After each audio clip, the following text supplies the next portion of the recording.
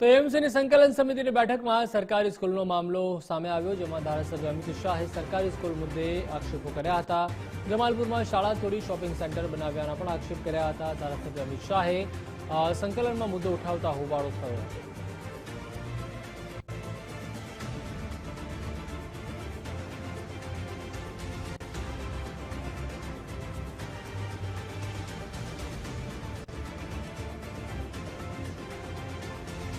Corporation ખાતે આજે સંકલન સમિતિની જે બેઠક છે તે બેઠક મળી હતી। મહત્વનું છે કે એમપી અને તમામ જે ધારાસભ્યો છે તેમની આજે બેઠક મળી હતી અને આ બેઠકમાં નારણપુરા અસારવા એલિસ બ્રિજ સહિત તમામ જે ધારાસભ્યો છે તેઓ આ બેઠકમાં હાજર રહ્યા હતા। ત્યારે મહત્વનું છે કે આજે એલિસ બ્રિજ વિધાનસભાના વિસ્તારના જે ધારાસભ્ય છે અમિત શાહ તેમના દ્વારા ઉગ્ર જે રજૂઆત છે તે કરવામાં આવી રહી હતી।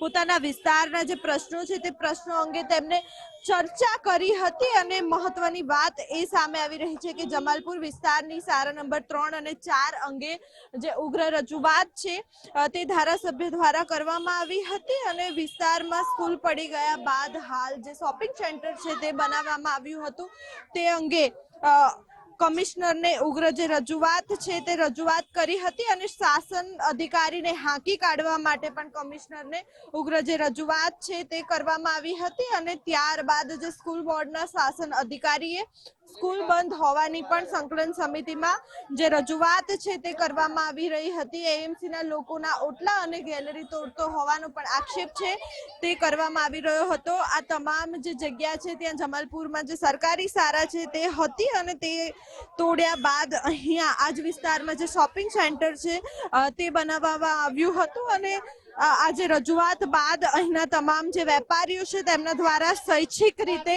આ જે વિસ્તાર છે જે શોપિંગ સેન્ટર છે તે ખાલી કરવામાં આવી રહ્યું છે। શોપિંગ સેન્ટરમાં તમામ જે વેપારીઓ છે તેઓ પોતાનો જે ધંધો રોજગાર છે તે કરતા હતા, પરંતુ આજે તેમના દ્વારા સ્વૈચ્છિક રીતે સમગ્ર ખાલી કરવામાં આવી રહ્યું છે। કેમેરામેન યોગેશ ઠક્કર સાથે માનસી પટેલ, ગુજરાત ફર્સ્ટ, અમદાવાદ।